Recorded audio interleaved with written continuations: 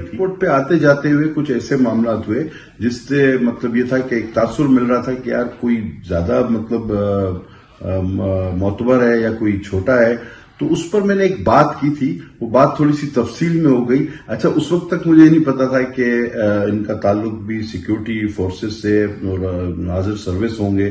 तो ऐसे लोगों को तो हम हमेशा कहते रहे, हमारा एक उसूली मौकफ रहा है कि सिक्योरिटी इदारे हमारे आज के लिए अपना कल, हमारे कल के लिए अपना आज कुर्बान करते हैं और वो हम वक्त इस मुल्क के दिफा के लिए फ्रंट लाइनर्स हैं और उनकी शहादतें भी बहुत हुई, तो उनके लिए हमें एहतराम भी है, इज्जत भी। और मैं ये भी चाहता हूं कि उनको भी सिक्योरिटी मिले, उनको भरपूर सिक्योरिटी के हवाले से तो नहीं बल्कि एक वाकये के हवाले से जो बात हुई उसका गलत तासुर गया। और अगर किसी की इसमें दिल आज़री हुई है तो वो नहीं होनी चाहिए थी। हरगिज़ हमारा मतलब ये नहीं होता कि अपने इदारों के, अपने हाजिर सर्विस इदारों के कोई भी फर्द हो उसके लिए हम कोई भी ऐसी बात करें जो उनके लिए हौसला शिकनी या दिली तकलीफ का बायस बने। तो वो इसका अलग कॉन्टेस्ट में वो चला गया और ये जिस भी कॉन्टेस्ट में गया मेरा मतलब हरगिज़ वो नहीं था। वो एक रवानी में अगर दो चार बातें कोई इस तरह की हुई है जो किसी के लिए दिल आज़ारी का बायस बनी है या उसके लिए कोई तासुर और गया है, तो मेरा हरगिज़ मतलब ये नहीं था। अभी हम जब एयरपोर्ट पे आ रहे थे, बीबी शाजिया मरी मेरे साथ, आबिद भैयो मेरे साथ, हम 12 बजे की फ्लाइट हमारी कैंसिल, 1 बजे की फ्लाइट से हम आ रहे थे, तो अचानक हम तीनों परेशान हो गए कि 25-30 आदमी आए, कोई इधर दौड़ रहा है, कोई उधर दौड़ रहा है। हमने कहा खुदा खैर करे क्या हो गया है। फिर पता चला जी हटो हटो कोई आ रहा है। तो हमने कहा कि अल्लाह खैर करे। तो मैंने जब देखा तो वो आरिफ अलवी भी नहीं था और मियां साहब तो यहां पे थे, मेरा सदर और वजीर आजम तो वो नहीं था। ये इतनी हड़बोंग किस लिए थी कि कुछ भी है जैसे तैसे हैं, अल्लाह ने वफाकी वजीर बनाया है, अवाम ने मुंतखब किया, धक्के पड़ रहे हैं, हटो ये वो। और उसके बाद जी कोई शख्स आए तो मैं, बीबी शाजिया बैठी है और आबिद, हम कह रहे थे यार ये कौन है, हमारे मुल्क का सदर वजीर आजम तो नहीं है। तो मैंने समझा शायद श्रीलंका का है, इसने बोला नहीं इंडिया का है, पता नहीं कहां का है ये। लगता तो प्रोटोकॉल का सदर वजीर आजम से नहीं कम नहीं था। वो फिर हमें धक्के धुके उसको बिठाया गया। फिर हमने पूछा कि भाई ये साहब कौन है, डरते डरते हमने, उन्होंने कहा ये डीजी साहब है, ये डीजी साहब है, खुदा की कसम। तो डीजी एएसएफ। मैंने बोला ये डीजी है, बोला मैंने कहा हमें धक्के क्यों मार रहे हो, बोला ये डीजी है भाई। अच्छा, फिर ये एयरपोर्ट पे अभी भी 10 मिनट पहले, आधा घंटा पे, अब जब हम एयरपोर्ट पे उतरे, हटो हटो हटो, भाई क्या हो गया। वो दौड़ते हुए सर 4, जैसे आपकी गाड़ी के ऊपर संदूक लगा हुआ है ना, ऐसी 2 गाड़ियां और एंटीना लगे हुए, 5-6 गाड़ियां उसके अलावा आगे, 3-4 आगे, हटो हटो। वो उसमें गाड़ी बिठा, ये टूटा टू। मैंने कहा यार खुदा बचाए, अभी क्या करे आदमी। वो मैं, शाजिया और आबिद हम लोग परेशान हुए, एयरपोर्ट पे खड़े हुए डरे हुए कि यार ये चला जाए, अल्लाह करे कोई हम लोग को गोली वोली ना मार दे। तो ये क्या अभी, और हमारा वजीर बेचारा इस चौक में लावारिस, एक कांस्टेबल उसके साथ नहीं जो उसकी लाश को इज्जत से उठाता। वो जो वहां पे पुलिस वाले हैं, खुदा की कसम उन्होंने पॉली क्लिनिक में ये बयान दिया कि हमें तो पता ही नहीं था ये वजीर है, हम तो रोड से उठा के लाए। आप क्या कर रहे हैं ऑस्टेरिटी के नाम पे ये। सर मैं ऐसी कोई बात ना दोहराऊं जो हमारे ऑनरेबल प्राइम मिनिस्टर साहब ने की। सर ये परसों एक दिलखराश, अंदोनाक वाक़े की जैसे ही खबर मिली, आप यकीन जानिए कि अल्लाह जानता है उससे 1 रोज़ पहले असर की नमाज पे हम साथ थे। अक्सर वो हमारे इमाम रहते थे, हम उनके मुक्तदी। तो बड़ी बड़ी तकलीफ़ देने वाली और ख़बरें ज़िंदगी में सुनते आए हैं, अल्लाह सबको बचाए। लेकिन वाकई 1 मिनट के लिए अंधेरा सा छा गया और समझ में नहीं आता था कि एक ऐसे शख्स की महरूमी को किस तरह से अल्फाजों की शक्ल दी जाए, जो एक दोस्त भी, जो एक साथी भी गुज़िश्ता 5 साल से, चाहे वो बेंचेस हों या ये बेंचेस हों, एक साफ गो, पुरईसार, सादा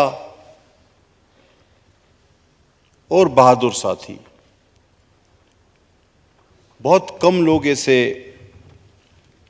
आपको मिलते हैं जिनकी सिफात बयान करते हुए शायद आपके अल्फाज आपका साथ छोड़ते जाते हैं।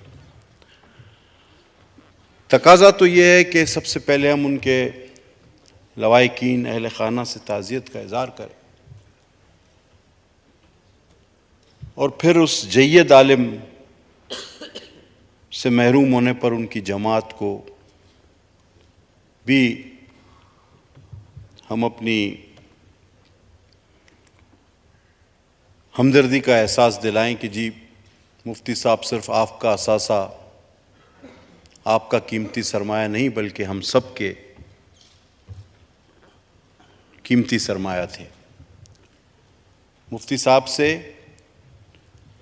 कैबिनेट हो या निजी तौर पर, अगर हम कैबिनेट से बाहर असेंबली में 4 साल तो वहाँ गुजर गए, बड़ा करीबी ताल्लुक़ रहा। मैं समझता हूँ सर कि जो हज का जिक्र प्राइम मिनिस्टर साहब ने किया, तो मेरे कुछ जानने वाले रिश्तेदार जब ये ख़बर आई तो मेरे साथ तशरीफ़ फरमा थे, तो जैसे ये ख़बर मैंने उनको सुनाई तो उनका मुफ्ती साहब से वो ताल्लुक़ नहीं था बखुदा जो हमारा था या मेरा है या सेवान का या पार्लियामेंट या कैबिनेट का।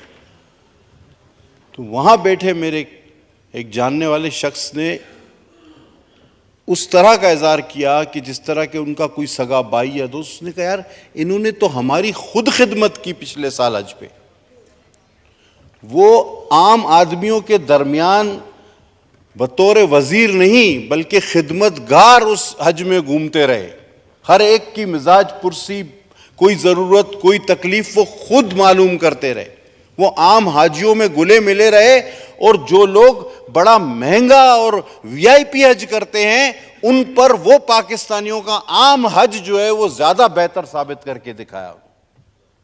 और उन्होंने ये बताया कि इंसान कोशिश करे तो सब कुछ जायज।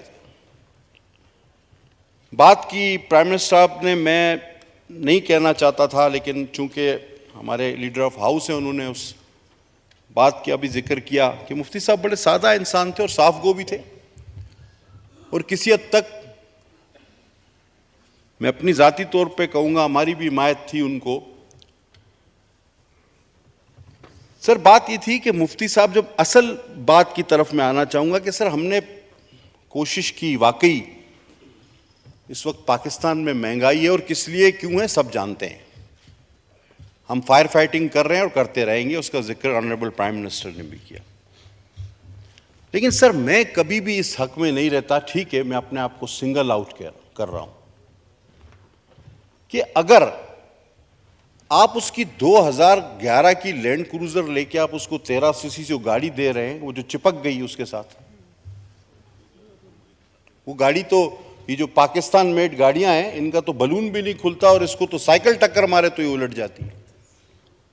तो ये जो आपने 2011 की लैंड क्रूजर लेके सबसे ऑस्टेरिटी ये खड़ी कर दी है, तो ये खड़े खड़े खराब होती रहे और ये वजीर इस तरह मरते रहे। एक अगर उसके पीछे स्क्वाड होता तो इसको इज्जत से अस्पताल तो ले जाता, उसको थ्रेट भी थे, सबको हैं, हमने कोई हम वो नहीं जो तालिबान को पनाह दे रहे हैं, हमें तो थ्रेट होंगे। हम हॉस्टिलिटी करना चाहते हैं, हम इस कौम के गम में बराबर के शरीक हैं, लेकिन जब आप हम सब किसी को कहते हैं कि हमारी तनख्वाह 1,68,000 रुपए, तो वो आपके मुस्कुरा के मानी खैज मुस्कुराहट से नहीं देखता कि यार इसको देखो इनको देखो, ये कह रहे हैं हमारी तनख्वाह 1,68,000 है।